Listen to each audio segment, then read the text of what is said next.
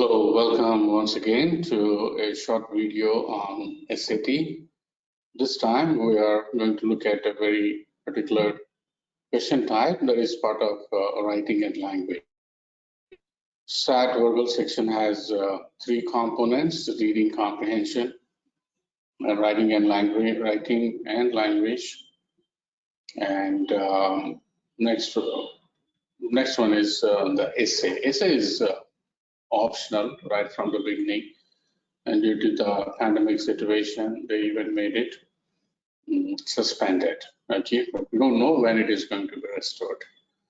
So the writing and language is about expression of ideas and a bit of grammar. SAT calls it standard written conventions, and then apart in that you have questions on development, you have questions on organization of the structure, you also have questions on grammatically correcting a particular piece of information in the passage in terms of sentence structure or even usage, and then punctuation.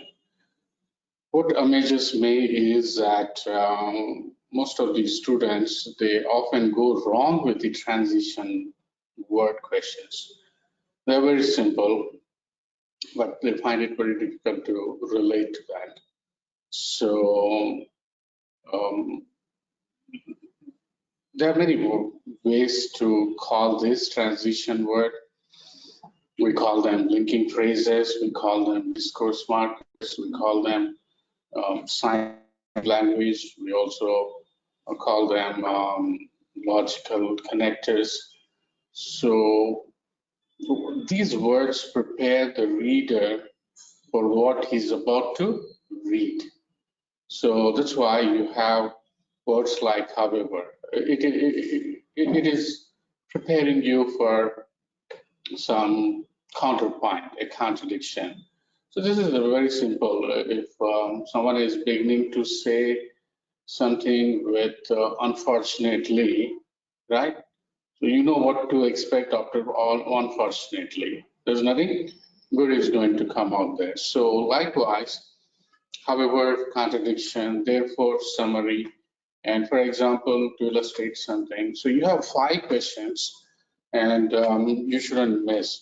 I have students, who can answer any question on writing and language, but they still fumble with transition questions. So just to make it very clear, I'm providing you a very clear, this is not the exhaustive list of words, just subsequently, if something is, they all come at the beginning. These are not your coordinate conjunctions.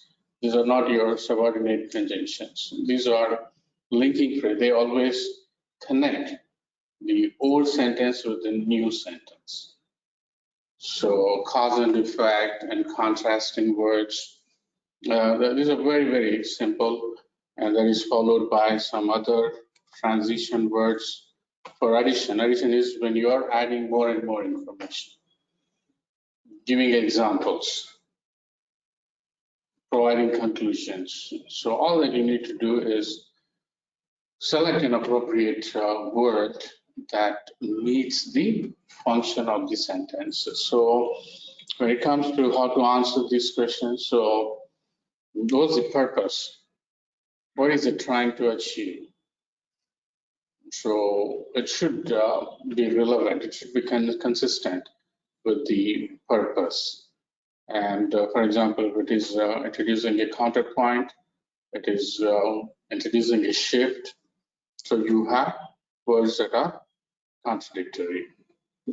And most importantly, not only for this question, any question, you need to read the entire sentence to effectively determine the relationship between the sentences.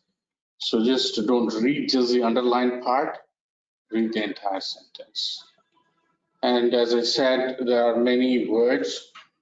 So if you understand and the purpose and the relevance, then you can pick and choose what exactly goes with that.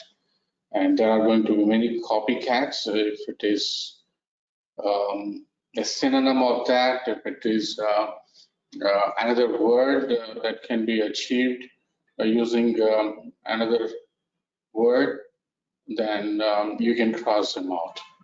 For example, you have however and on the other hand. They both achieve the same purpose, right? So on the other hand, is not going to be very helpful for us. So eliminate copycats, be flexible, don't look for only, however, don't look for only on the other hand. It could be while, it could be yet, it could be although, okay? So all those words can be very helpful there. So thanks for stopping by and your interest in SAT. We also provide you all the reasoning tests like GRE and GMAT. Do talk to us and find out how we can help you prepare to your potential so that with least effort and least possible time, you can actually achieve the maximum possible for your abilities and potential. So thank you very much.